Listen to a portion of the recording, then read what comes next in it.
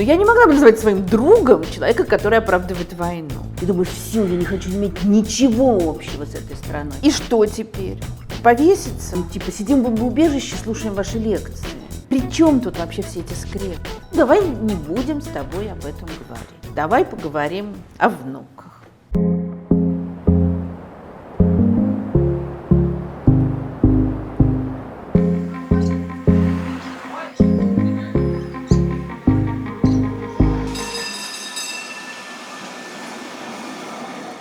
Вы живете в Европе, получается, 2 месяца. Ну да. Примерно. Да. 2 Уже. месяца. Ну, Да. с февраля, Да. с конца февраля. Насколько вообще болезненно наблюдать за своей страной, за тем, что сейчас там происходит отсюда? Очень тяжело, очень тяжело. Там, конечно, тоже было бы тяжело, но по-другому. Ну, меня спасает то, что я все время работаю, беспрерывно. Или готовлюсь к лекциям, или записываю лекции. 2 состояния. И голова все время занята. И я заметила, что вот какой-то день я решила отдохнуть, и сразу уже слезы льются. И с одной стороны, мучительная мысль, что почему я не там. Меня поражает то, как сейчас вот те, кто уехали, обвиняют тех, кто остался, Да. а тех, кто остались, обвиняют тех, кто уехал. Это настолько вот не до того сейчас. У каждого свой выбор. Кто-то уехал, потому что уехал. Вот если бы я осталась, я не могла бы снимать мой канал. А я сейчас получаю невероятное количество сообщений, в том числе из Украины. Сидим в бомбоубежище, слушаем ваши лекции. И это дает такие силы невероятные. Ничего этого не было бы в Москве. А кто-то не уезжает по таким героическим совершенно. Вот я не устаю поражаться Евгению Ройзману, который, он мне еще там где-то год назад уже был ковид, значит, раньше. Ну, в общем, когда-то мы с ним про это разговаривали, он сказал, ну, нам с тобой уезжать уже стыдно. Ну, вот я поступила по-другому, а он исходит именно из этого. И то, как он себя ведет, это просто героизм. И есть очень много других людей. Есть кто-то, кто не уехал, ну, потому что родители, потому что непонятно, что делать за границей. И много всего другого. И когда, конечно, сидишь здесь, я, в общем, в достаточно благополучной ситуации нахожусь. У меня есть работа, мне есть на что жить. Мои дети тут. И когда я смотрю туда, то, что происходит дома, то, конечно, есть такое ощущение, ну, как бы, ну, не могу сказать даже, что стыдно, но угрызение, что я не там. Я понимаю, что я все сделала правильно, но от этого не легче.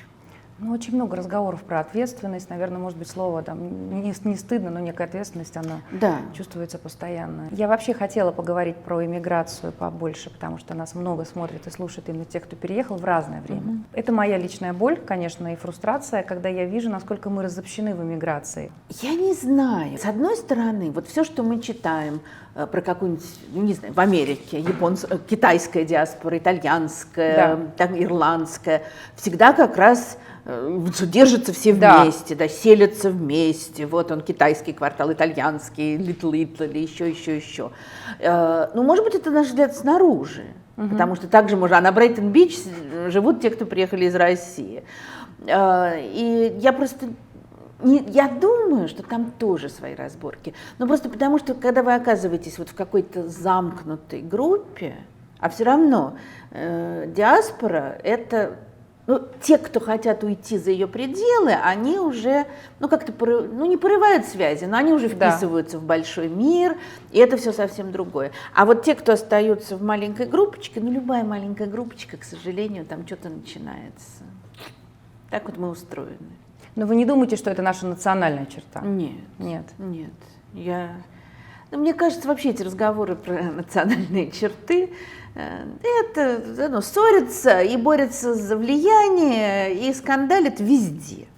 Это, посмотрите, не знаю, там фильм «Клан Сопрано». Вот как они там тоже не только ссорятся, но еще и убивают друг друга. Не все мигранты становятся поэтами или учеными. Кто-то совершает преступления, кого-то депортируют из страны. Но миграция всегда приводит к обновлению. Это болезненный процесс. Старые представления рушатся, а новые возникают не сразу. Но там, где нет обновления, нет и жизни. Тамара Эдельман. Как работает пропаганда. 2018 год. Елена Костюченко сказала, что 24 февраля у нас отняли, опять произнесу громкую фразу, национальную самоидентификацию. Как сказала, мы понимали, кто мы до 24 февраля как нация.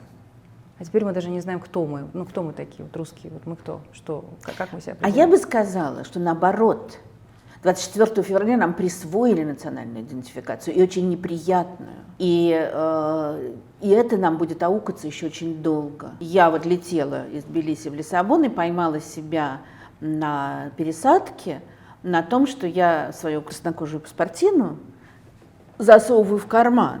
Хотя я понимаю, что никто мне там ничего не скажет, ничего. Кстати, многие говорят, что возникает такая паранойя, Да. что вот кажется, что на тебя смотрят, и ты из Да. России. Вот это наша новая национальная идентификация. Стыд? Я против слова «стыд». Но какие-то нехорошие чувства, да. Вот здесь как раз, мы с вами говорили, я не очень люблю исторические параллели, но это похоже на то, что испытывали немцы. Только сейчас, нам, скажем, после войны это испытывали немцы в больших количествах, у нас сейчас это какое-то небольшое количество людей, но близок час, когда вот это вот чувство такого изгойства и ответственности, что оно распространится на всех. И это будет страшная травма в масштабах миллионов людей.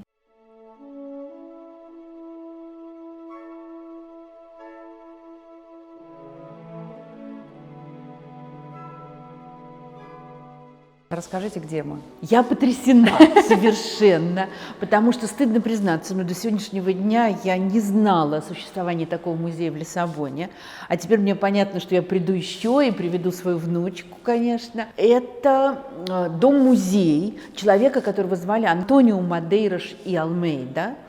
Он был предпринимателем очень крупным. Он сначала учился на врача, потом занялся бизнесом. Он, во-первых, как я понимаю, он был одним из первых, кто ввозил в Португалию, ну там в первой половине 20 века, ввозил в Португалию автомобили английские. Потом у него была очень большая фирма на этом разрослась. Потом у него была своя авиакомпания. Ну, мы у олигархов в гостях, короче. Ну, в общем, да. И много еще, очень много было всего. И он строительством занимался, и все такое прочее.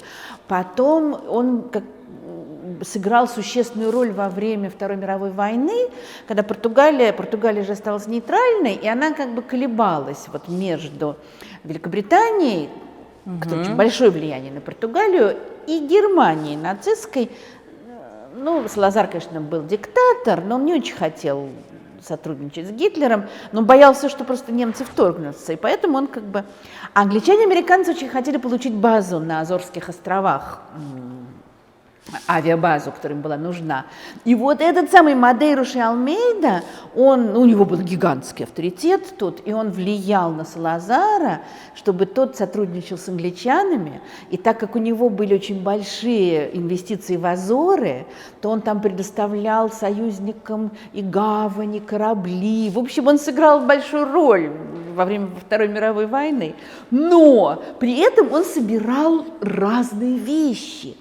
Ну и, как мы понимаем, вот в этом музее, в этом доме музея, я даже не знаю, как это сказать, значит, он собирал какие-то древние вещи, здесь средневековая резьба, какие-то подсвечники времен Людовика XIV, картины. Ну, естественно, мы в Португалии, поэтому тут он изразцами все украсил. И вот этот зал фантастический, Абсолютно. это главный вход был. То есть, я так понимаю, сегодня в музей входят по-другому, а очевидно, когда к нему гости, наверное, приходили, то они входили здесь, вот эти все видели статуи, видели этот фонтан, который воспроизводит фонтан из города Вероны, видели все эти замечательные изразцы, потолок. И дальше они уже входили к нему и в другие комнаты, которые тоже, каждая комната, вообще, о каждой можно говорить часами, сколько тут интересных вещей. И так как вот у них, сначала они жили в этом доме с женой, потом они часть дома сделали музеем, а сами жили рядом, а у них не было детей, и вот все это они превратили в музей. Такое удивительное место совершенно. По поводу исторических параллелей, вот философских пароход, о котором сейчас тоже все вспомнили Ну да. сразу. Это правда, что билет покупали тем, кто садился на философский пароход, так называемый, что билет покупало правительство? Я не помню, но, по-моему, что-то такое, да. Их же за счет власти отправляли. Ну, еще времена были, не скажу, что свободные, 22-й год совсем, но по сравнению с тем, что будет потом, достаточно вегетарианские. Сам факт того, что их отправили, как мы потом понимаем, это было для многих из них спасением. И я с удивлением прочитала, что, знаю здесь в своей, в данном случае, неподкованности, наверное, исторической, про союз возвращения, возвращенцы из эмиграции. То, что люди возвращались, ну, понимаете, Почему? ну как, есть такая штука, как ностальгия, во-первых. Были люди, которые ужасно именно страдали просто, это очень хорошо видно. Это раз. Во-вторых, произошла удивительная вещь. И это тоже такой страшный обман. Ну, первый раз, ну, это понятно, им хотелось верить, что что-то можно вернуть. Первый был такой момент иллюзии середины 20-х годов, когда НЭП ввели. Вот, говорят, ну да, конечно, был ужас, а вот теперь уже смягчают все.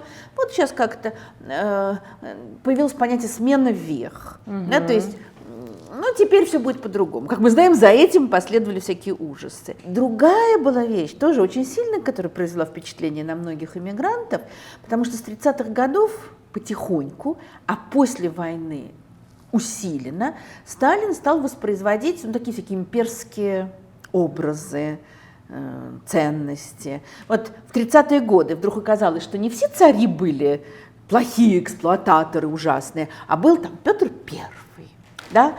Александр Невский. Вот Эйзенштейн снимает фильм свой великий, где такой прекрасный Александр Невский. Его до революции воспевали Невского и после. Особенно это было во время войны, когда вот удивительная вещь, на огромное количество белых офицеров, находившихся в эмиграции, произвело впечатление, что Сталин вернул погоны в 1943 году. Ведь до этого погоны – это признак белых. У командира не было слова офицер, да, был командиры красные, там командарм, комполка, у них эти кубики такие были, все, не было погон. И вдруг, значит, звания возвращаются, погоны вернулись. Сталин повесил у себя в кабинете портреты Суворова и Кутузова, ввели ордена Суворова, Кутузова, Александра Невского. Патриарха разрешили в 1943-м. Да. Все сидят, священники, выкопали каких-то оставшихся недобитых, и вдруг патриарх появляется. То есть повеяло таким нормальным имперским духом. Все как да, и для очень многих, находившихся, скажем, за границей, это было чувство, да, конечно, там они ужасные вещи делали, но вот империя возрождается. Тем более она возрождалась в таком вот великорусском еще духе. До войны интернационал был, после войны зашло, даже песни интернационал не пели. Для многих это было, ну, когда это накладывается на ужасную ностальгию, ты сидишь в каком-нибудь там Харбине, и очень тебе плохо, а тут вот, и еще к тому же, да, была война, и, ну, естественно, очень многие были те иммигранты, которые поддержали фашистов, а были те, которые невероятно переживали за, ну, за свою родину. И, может, правда, там не так все плохо. Вот. Другое дело, что для того, чтобы вернуться, в общем-то, им приходилось оказывать не очень благородные услуги НКВД. Но даже на это, в общем, они были готовы идти, ну, потому что тосковали. И что происходило потом? Они возвращались? Ну, по-разному. Но очень многие из них, конечно, попадали в лагеря потом. Ну, какому-нибудь там, я не знаю, Прокофьев вернулся и, ну, писал музыку, даже такую более-менее вписывавшуюся. Но думаю, что он тоже ждал все время, придут за ним или нет. Ну, какой-нибудь там Сергей Фрон, муж Цветаевой, вернулся, при том, что он, конечно, сотрудничал с НКВД. И неприятные, очевидно, вещах он участвовал, типа там похищение белых иммигрантов. И за это получил возможность вернуться и тут же погиб. Бывало и так. Поэтому, понимаете, если даже после войны, скажем, в анкете, ну, в течение многих десятилетий в анкете будет пункт, жили ли вы на территориях оккупированных фашистами. И это было очень большим минусом в анкете. А если ты приехал из-за границы, это уж ты прям вот по лезвию ножа ходишь. Но все равно очень трудно себя удержать от того, чтобы не проводить эти параллели и читая новости сегодняшние про угрозы там, лишения гражданства у людей, которые уехали, и пятая колонна, и весь этот набор прекрасных клише, которые мы слышим. И вот вы говорите, что это бессмысленно пытаться экстраполировать то, что случилось, на то, что сейчас происходит. Нет, не бессмысленно, просто не надо очень этим увлекаться. Надо понимать ограниченность вот таких размышлений. И опять же, ясно, что сегодня тоже, грубо говоря, домой очень хочется. Но когда ты можешь постоянно находиться на связи с теми, кто там, все-таки это какое-то облегчение. Да. Ты не лишаешься в такой мере, как мне кажется, языка, культуры, как это было раньше. Хотя иногда бывает другое ощущение, но я стараюсь ему не поддаваться. То есть, когда читаешь вот там какой-нибудь очередной детский садик, где детей выстроили буквой Z, и думаешь, все, я не хочу иметь ничего общего с этой страной. Но потом я вспоминаю, что кроме вот этих людей есть совсем другие. Есть там мои выпускники, мои друзья, мои коллеги. Много есть нормальных людей. Стараюсь думать про них. Казалось бы, это естественно. Всем своя родина кажется лучше всех. Но есть разница. Любить свою страну больше других или же считать, что она лучше всех. Тамара Эдельман. Как работает пропаганда. 2018 год. Касательно исторических параллелей, у меня такое двойственное чувство. С одной стороны, ощущение, что у нас 140 миллионов человек никогда не читали учебник истории 20 века вообще, и вообще ничему не научились.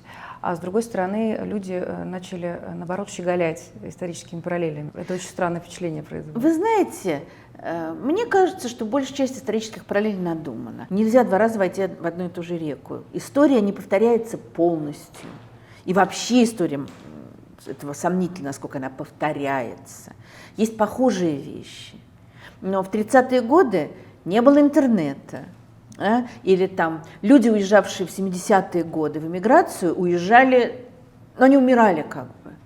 Да? Они, он, может быть, там раз в год позвонит маме домой и 5 минут повыясняет, как дела. А так будет писать письма, не зная, доходят ли они. Сегодня возможно огромное количество разных контактов благодаря интернету. Тогда не было атомного оружия, и это все меняет. Опять же, можно увидеть какие-то вещи, которые там... я вот сейчас готовлю лекцию про историю НАТО, и я вижу, как вот какие-то проблемы, какие-то там слабые, сильные стороны, что это было видно еще в 50-е, 60-е годы. Но это не значит, что сейчас все повторяется. Поэтому параллели, лучше смотреть, что сейчас происходит. А учиться у истории тоже невозможно научиться у истории. Вот я прочитала, как было с Юлием Цезарем, и точно так будет у нас. История просто, она про людей рассказывает, и она развивает душу и мозги. Вот это значит учиться у истории. Так же, как у литературы. И действительно, я вижу, что люди начали клеить ярлыки.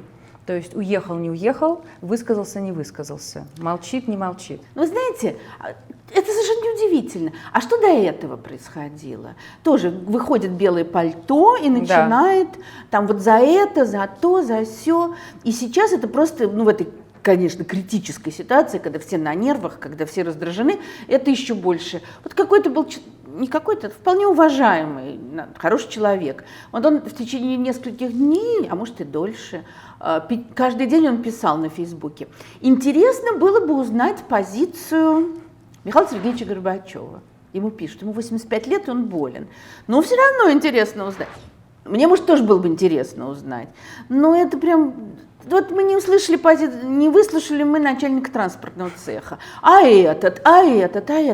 Пусть каждый отвечает за себя. Кто хочет, высказывается, кто не хочет, не высказывается. Вот то, как этот постоянный наезд на Чулпан Хаматову. Да, я согласна с вами. Это невозможно смотреть. Это просто ужасающе. И вот тоже начинается это вот выискивание, когда ты что сказал. Марина Овсянникова совершила, на мой взгляд, героический поступок. А она до этого она делала одно, а потом она сделала другое. Неужели есть кто-то среди нас, кто вот никогда ничего дурного не делал? Да, вот у меня есть очень много за что, чего стыдиться в моем прошлом. И что теперь? Повеситься? Ну, я не знаю. А слава богу, что она поняла. Про любого человека, который вот сейчас что-то... А где он раньше был? Ну, не знаю, это, по-моему, совершенно неправильно. Сейчас надо уменьшать уровень агрессии, надо сплачиваться, вот силам добра, грубо говоря, надо быть добрыми. А у нас всегда получается, что добро должно быть с кулаками. Это... Но у нас, вы имеете в виду в мире или в России? Я все время возвращаюсь к этой истории про национальную идентичность или там про какие-то черты. Но вы... В мире. Если мы вспомним, да, cancel culture придумали не в России. Вот это вот мы ради добра всех тут решим, выкинем, не будем снимать, будем бойкотировать. И это, ну, это как бы, да, проявление общественного мнения. Но оно какие-то формы принимает, мне неприятно.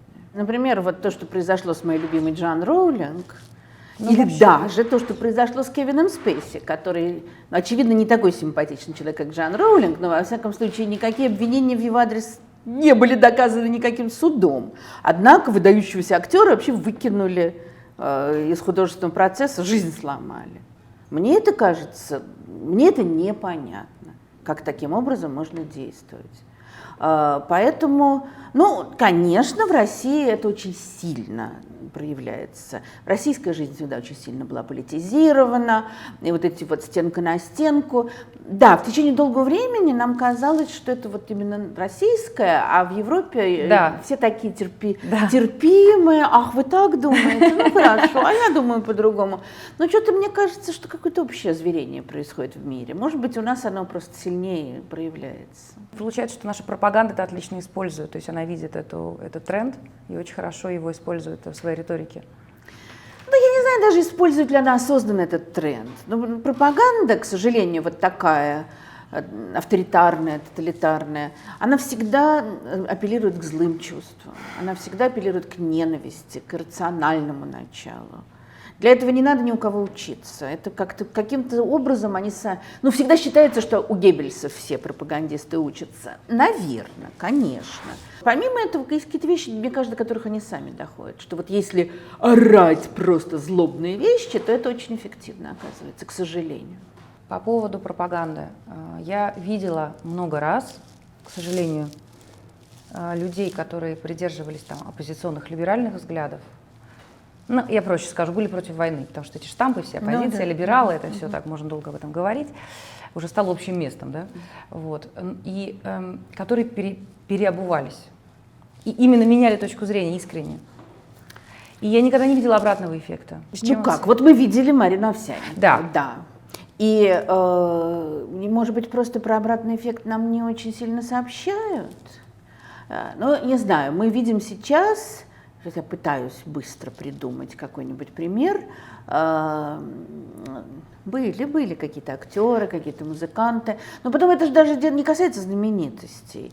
А есть люди обычные, которые, может быть, даже дело не в войне, которые были за Путина, а теперь они в ужасе от того, что произошла война.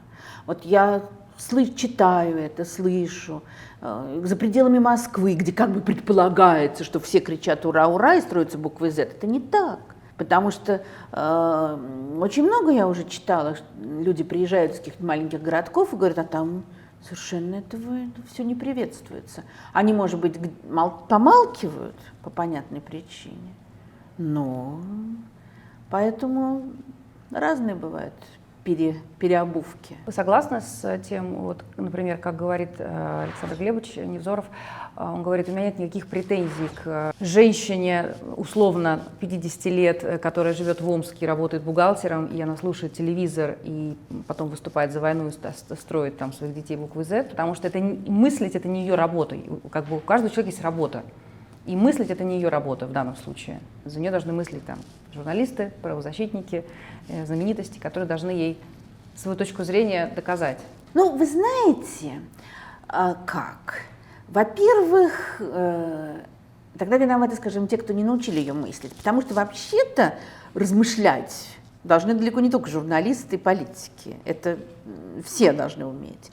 А во-вторых, мне кажется, что для того, чтобы отвергать войну, не надо быть семи пядей во лбу. Душа должна быть. Это совсем из другого. А душа, чувство, доброта – это вообще-то у любого человека может быть.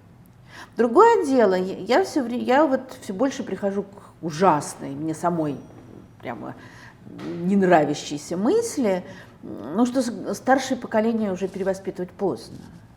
Во-первых, где-то это и негуманно даже, и где-то, и потом это бессмысленно, действительно.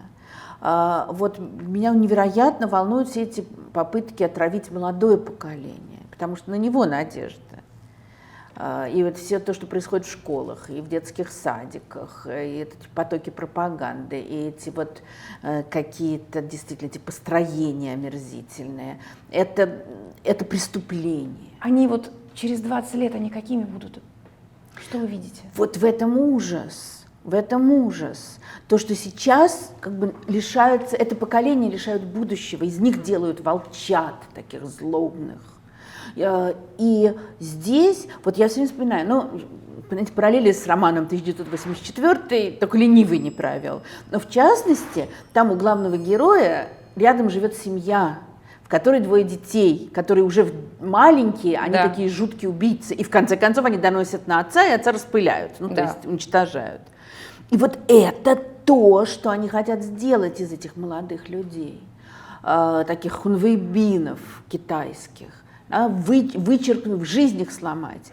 И, конечно, с одной стороны, понимаете, им не расскажут про Киевскую Русь. Это, в конце концов, можно жить, вообще не слыхав про Киевскую Русь и ничего. Но общая обстановка этой агрессивности, милитаризма, это то, что внушается даже не обязательно словами, а внушается, не знаю, воздухом, буквой, образами, буквой Z. Тоже казалось, хорошо, построились, а потом вышли, плюнули. Но это то, что записывается куда-то на подкорку, это то, что влияет на бессознательное. И это настолько ужасно. Единственное, что меня, не то чтобы успокаивает, но обнадеживает в этой ситуации, я знаю, что не все учителя такие, что есть те, кто этому противостоят. И для того, чтобы противостоять, не обязательно выходить и говорить «я против войны». Невозможно сейчас этого требовать от людей. Те, кто это делают, герои. Таких мало. Но если учитель, тоже, извините за пафос, продолжает сеять разумное, доброе, вечное, а не ненависть, если учитель продолжает в этих жутких обстоятельствах учить детей думать, а такие учителя есть, и далеко не только в раскрученных хороших школах, они есть в самых неожиданных местах. Получается, что единственный шанс – это научить детей двоемыслию тому самому, да? Двоемыслие, конечно, будет развиваться. И я понимаю, что будут родители, которые будут говорить, а ты в школе не говори о том, что происходит, что мы дома говорим. Мне это кажется ужасным. Я понимаю родителей, которые хотят уберечь детей и все такое прочее. Но у меня такая, может быть, очень романтическая теория. Я думаю, почему такое количество прорабов перестройки, благородных, отличных, потом оказались просто ворюгами. И я поняла, что мое поколение, для нас эта двойная бухгалтерия, она не была чем-то позорным. Наоборот, если ты не знаю, подхалимничаешь перед начальством, это нехорошо. А если ты сидишь на комсомольском собрании, в последнем ряду делаешь домашнее задание, потом за что-то, проголосовали, все, пошли домой. Это норма жизни. Так жили все. То есть я в это не верю, но я где надо все, что говорю. И отсюда, я не хочу сказать, что каждый, кто так сидел на комсомольском или не знаю, на профсоюзном, на партийном собрании, потом пошел и стал вором, бандитом. Но это знаете, такой моральный какой-то релятивизм, какой-то, можно через это ничего. И когда детям говорят, ты не рассказывай в школе, я понимаю, что их хотят уберечь, но это опасная дорожка. Двоемыслие означает способность одновременно держаться 2 противоположных убеждений. Партийный интеллигент знает, в какую сторону менять свои воспоминания. Следовательно, сознает, что мошенничает с действительностью. Однако при помощи двоемыслия он уверяет себя, что действительность осталась неприкосновенна. Этот процесс должен быть сознательным, иначе его не осуществишь аккуратно, но должен быть и бессознательным, иначе возникает ощущение лжи, а значит и вины. Джордж Оруэлл, 1984. Ну, как бы те же родители говорят, не надо врать, а тут получается, да? И что тогда? Ну, ты, вот вас сейчас поведут, не знаю, маршем, строем, буквой Z. Ну, ты сходи, сожми зубки и сходи, а дома мы плюнем на это. Ну, мне это тоже все понятно и знакомо из советских времен. Но это... Мне казалось, что это никогда уже больше не вернется. И поэтому я никого ни к чему не призываю, это все решают сами. Но мне всегда кажется, что родители, ну, не знаю, меня воспитывали по-другому. От меня ничего не скрывали. Книги все эти самоиздатские валялись по всему дому, все обсуждали при мне. Когда-то я пришла, но уже в старших классах, и что-то там говорю, а вот мы с подружками, папа говорит, а ты что, обсуждаешь политику с подругами? Потом он так сам остановился, говорит, а с другой стороны, почему тебе ее не обсуждать? Я понимаю, что время было более мирное, чем сейчас. Но, да. Все-таки никакого совета сейчас, наверное, родителям дать нельзя, потому что наверняка и вас спрашивают. Всех, кто какое-то отношение имеет к образовательному процессу, я знаю, что всех публичных людей буквально закидывают этими вопросами. А что сказать ребенку? Моя теория, что ребенку надо всегда говорить правду. Иначе я понимаю тоже вот это вот желание уберечь, но ты закладываешь ужасную мину под свои отношения с ребенком. На худой конец можно сказать, ты знаешь, сейчас мне тяжело с тобой об этом говорить. Но только не говорить, ты не дорос. Вырастешь, поймешь. Да, мне сейчас тяжело. И то, это ужасно совершенно. Я убеждена, что любой вопрос, от вопроса, откуда берутся дети, и до вопроса, откуда взялся Путин, можно обсуждать с детьми нормальным языком. Конечно, тоже без ненависти и каких-то нормальным человеческим языком. Естественно, следующий будет вопрос, а почему в школе по-другому? Потому что у нас сейчас такая обстановка в стране, потому что твои учительницы приказали так говорить, или а почему Маша так говорит? Значит, она в это верит, но ты же все равно считаешь, что это твоя подружка. Обсуди с ней. Вот так. Это опасный путь. Что делать? Родительство – это вообще опасная штука.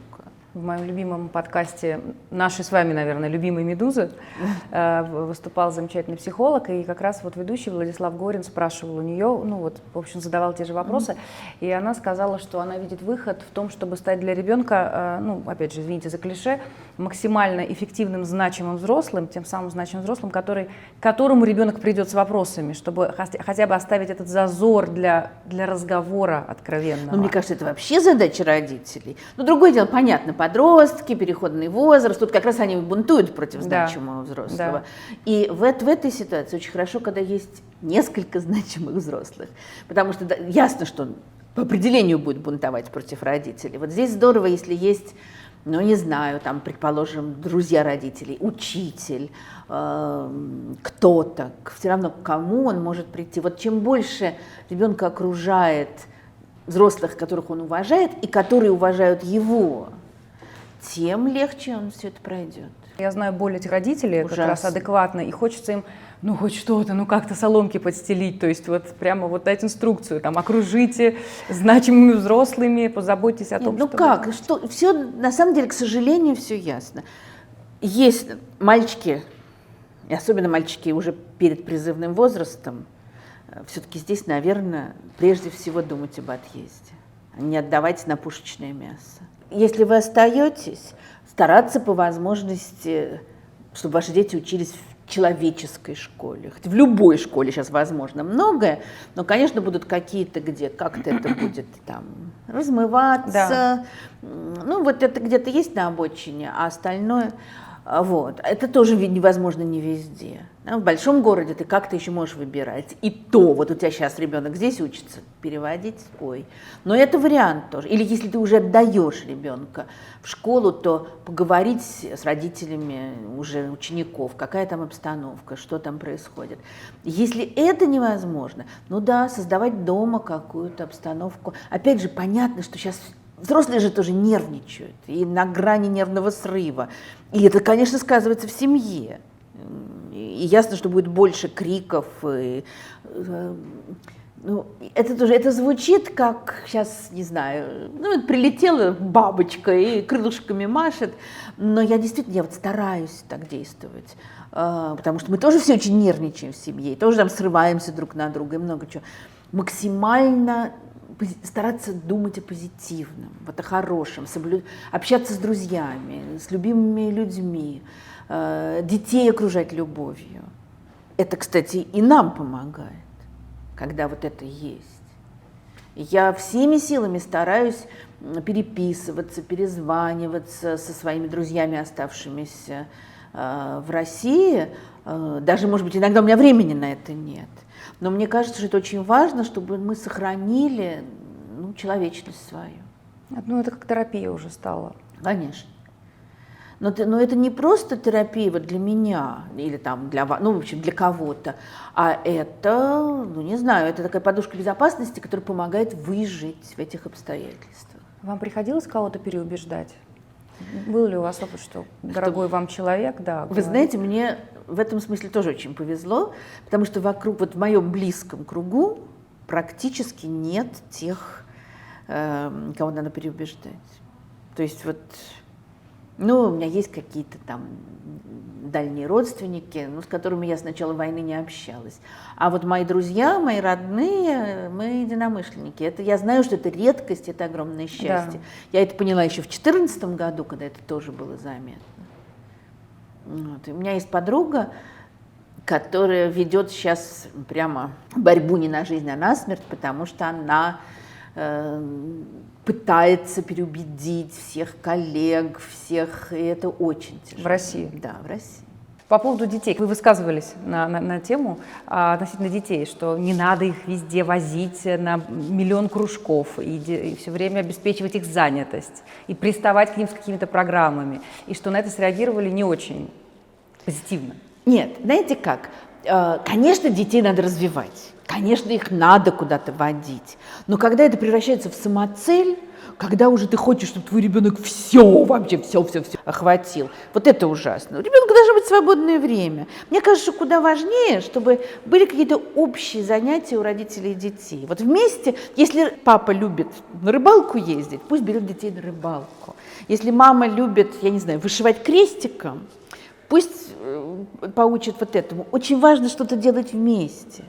А я написала когда-то пост о том, что, ну, была такая история какая-то неприятная, когда девочки 8-летние взяли студента консерватории учить ее музыке, и что-то девочка как-то странно реагировала, родители поставили видеокамеру и увидели, что он ее оскорбляет, там по рукам бьет, и они подали в суд. Ему даже дали там что-то условное, большой штраф. И я написала, какой ужас, вот что это такое? И пришла куча народу, которые стали говорить, как еще научиться музыке? Да, всегда надо, иначе ты ничего не добьешься. И в спорте также надо заставлять. И мне кажется таким ужасным. Мне кажется, что вот уж музыка, ну понятно, там языки, скажем, спорт вроде как развивает. Но мне кажется, это можно делать, если ребенку это нужно, если он хочет этого. И я очень горжусь тем, я там, очень горжусь знакомством с великим пианистом Евгением Кисиным. И я не выдержала этой всей дискуссии, я ему написала. Вот что вы думаете об этом? И он с таким возмущением ответил, да где она, эта советская школа музыки? Все уж давно никто ничего не заставляет. Говорит, меня, конечно, ругали, когда я ленился. Да. Но никто, вот этого, чтобы сиди, играй, вот этого, конечно, не было. И мне кажется, очень важно, это мнение великого музыканта. А когда ты стоишь над своим ребенком и давай играй, давай иди в теннис играй, потом будешь миллионером через 30 лет. Ну сейчас, вот у него детство сейчас, живи сейчас. По-моему, это важнее. Возвращаясь к теме поколений, не младшее поколение, наоборот, старшее, я знаю, что это вообще большая боль эмигрантская, которую, ну, я, например, недооценивала, переехав. Допустим, там, вы единственный ребенок, вы живете здесь, родители там, они стареют. Это всегда вообще такое чувство вины, оно такое, ну, коллективное, вот это больное место. Ну а сейчас еще и накладывается политическая ситуация. Стоит ли пытаться переубеждать родителей. Мы вот много об этом дискутировали.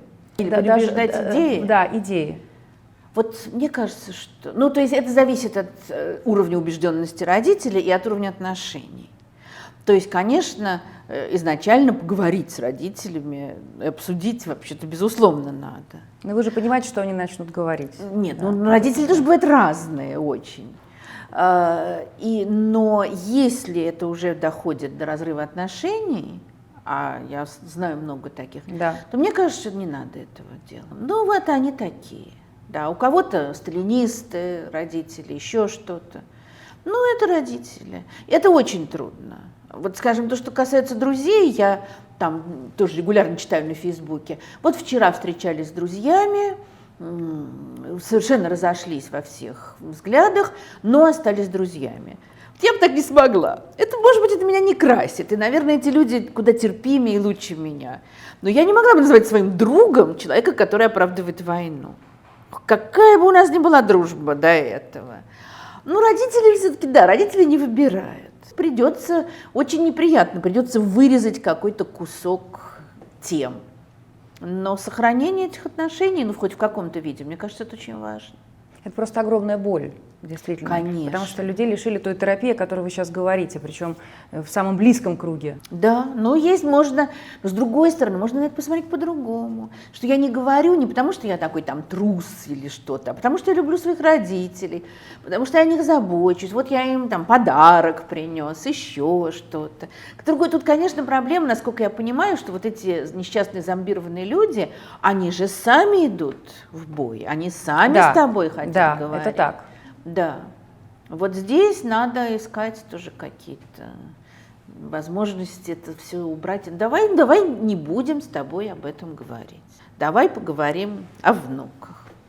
Давай поговорим о том, о сём. Это, конечно, это ужасно тяжело. И то, что... Ну, это тоже очень, конечно, характерно. Да, вот как такой, не знаю, злой колдун, Да. лорд Волдеморт. Да. Вот по семьям Еще и сюда. это тоже. Да. Опять сейчас рискую использовать клише, но мне правда интересно. Есть вообще такая штука, как национальная идея? Политикам очень хотелось бы, чтобы она была, скажем так. И иногда она, безусловно, возникает. Но, во-первых, я не верю, что может быть какая-то одна идея. Вот, может вдруг в какой-то ситуации могут люди сплотиться и пойти там ради чего-то. Ну, может, наверное, это можно назвать национальной идеей. Но когда сидят какие-то там политологи и говорят, а вот сейчас мы придумаем национальную идею скрепы, да, русский мир. Это какая национальная идея? Представьте себе на минуточку, я не знаю, город там Новосибирск или деревня вот в Хабаровском крае. При чем тут вообще все эти скрепы? Это все спускаются сверху какие-то навязанные, надуманные идеи. Я в это не верю. Национальная идея, если она есть, она возникает снизу. Это то, ради что людей объединяет. И то, не знаю. Понимаете, в XVIII веке Вольтер сказал, что, я сейчас примерно цитирую, что очень трудно любить дальних. Что вот мы любим семью, друзей, окружение. А вот эта идея, что вот меня соединяет, поэтому я большой противник большого спорта. Потому что почему-то я должна ужасно гордиться, что 11 мужиков, совершенно мне незнакомых, забили мячик в ворота. Причем тут я? Я могу порадоваться за них, да? Я могу посмотреть, если мне это интересно. Почему я должна этим гордиться? Я что, их тренер? Я что, с ними играла? Ну, этот орущий стадион, когда вот все стоят и все объединены как раз. Ну, это такой вот момент, это вау. какая-то фальшивая совершенно идея, на мой взгляд. Нет, здорово, хорошо, есть болельщики, им нравится вот эта команда. Хорошо, они там, да, кричат «Ура!», «Вперед!», класс, здорово. Вот я каждый раз, когда происходит там Олимпиада, чемпионат мира, я пишу какой-нибудь такой постик, и дальше половина пишет: «О, слава богу, что вы это сказали», я тоже так думаю, а половина ужасно возмущается. Да. Вот чемпионат мира по футболу. Я небольшой специалист по футболу. Насколько я понимаю, что вообще-то, например, какая-нибудь там Лига чемпионов, Лига УЕФА или чемпионат Англии футбольный, что там класс игры намного выше. Но почему-то никто не, ну, кроме действительно людей, любящих футбол, Ну, я вижу у меня там на Фейсбуке, там, Виктор Шендерович, он действительно любит футбол, он всегда пишет, вот играли эти. Очень хорошо.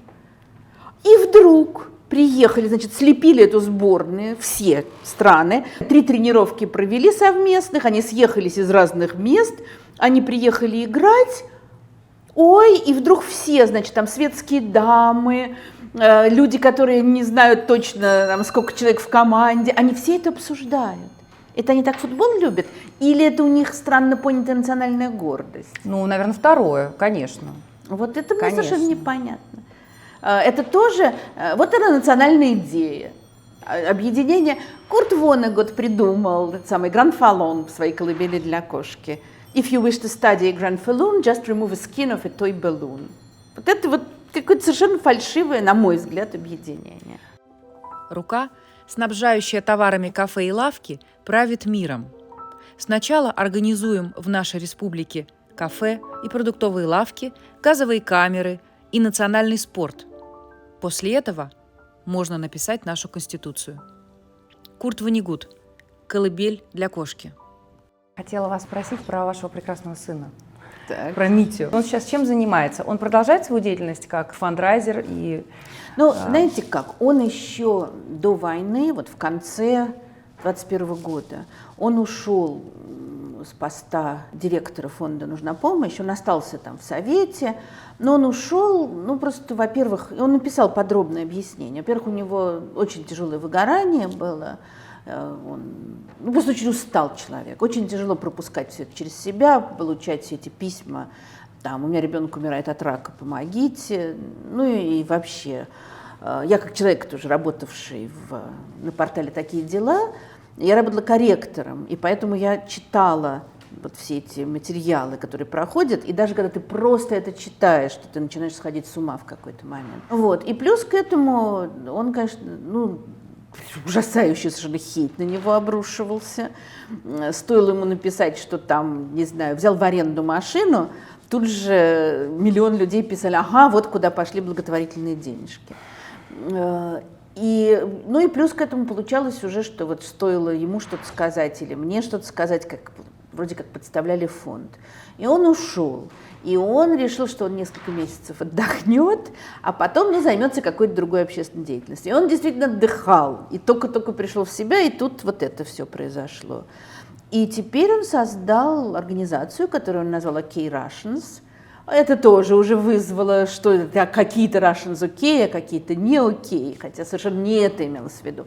Организация, которая должна помогать тем, кто уехал, или тем, кто хочет уехать, тем, кто выброшен сюда.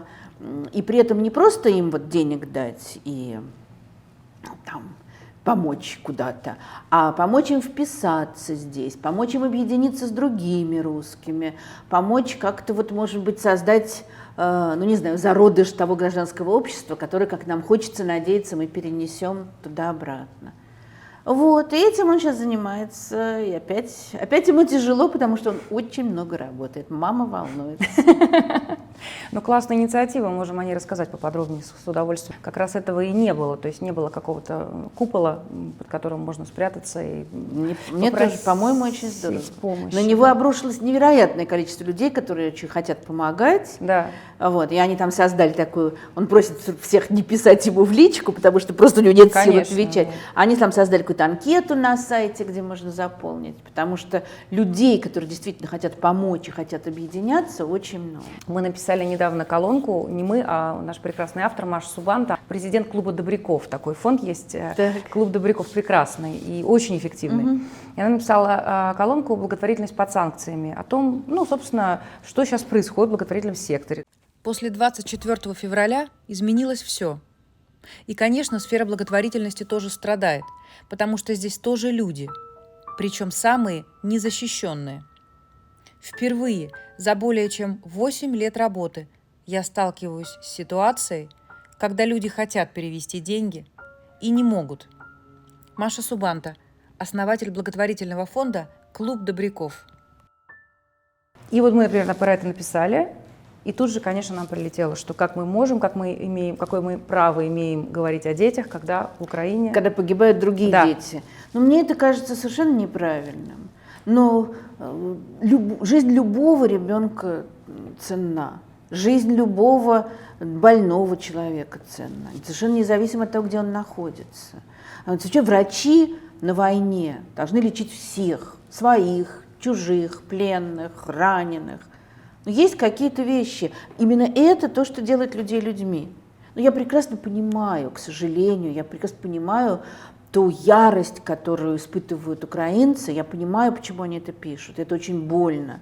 Но я не понимаю, почему это делают западные компании, когда там инвалидные коляски перестают поставлять. У меня ощущение, что это просто желание, ну тоже вот какой-то модный тренд вписаться, показать, какие вы благородные. Ну, я вот общалась тут с мужем моей выпускницы, который живет в Берлине, а у него брат в России, у него ДЦП. И там нету ни препаратов, ни тоже запчастей для коляски.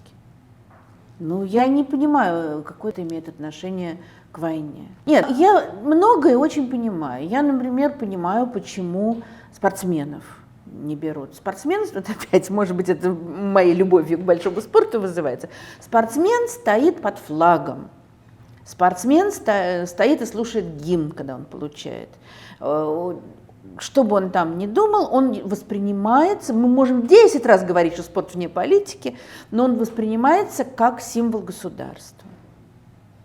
И мне жаль, конечно, этих спортсменов, понятно, у них там годы уходят, ну да, вот это так. Я понимаю, я знаю, насколько как сильно преувеличены все эти разговоры, что там Чайковского больше не ставят, этих, тех, да. Но я понимаю, вот было замечательное письмо про Гергиева, который писал, что я по-прежнему считаю, что Валерий Гергиев выдающийся музыкант, а он действительно ведь выдающийся музыкант.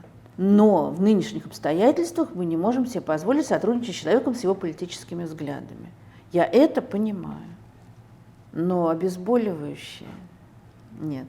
И, кстати, ну, единственное, понимаете, мы вряд ли можем повлиять на этих людей, но внутри страны ведь резко упали пожертвования. Да. Ну, тоже по понятным причинам. Фонд «Нужна помощь» начал, воспользуюсь случаем, если можно, да, Фонд «Нужна помощь» начал кампанию «Продолжаем помогать», и они там сделали 9, по-моему, разных разделов ты можешь выбрать, вот кому ты хочешь дальше помогать. Тем, кто помогает сиротам, или тем, кто помогает больным детям, или инвалидам, или животным, или природе. И вот там есть список фондов верифицированных, то есть это проверенные фонды, это те, за кого мы отвечаем, что это не жулики, они действительно помогают. И можно подписаться хотя бы, раньше вот в предыдущих таких компаниях обычно был минимум 100 рублей, теперь уже минимум 50 рублей. Хотя я понимаю, что деньги обесценились, и все, но и доходы упали. Но если человек подписывается на регулярные пожертвования на 50 рублей, и еще кто-то, и еще кто-то, и еще кто-то, то это можно добиться очень много. И вот, наверное, это то, что мы можем сделать. Помогать тем, кто в этих диких условиях продолжает помогать другим.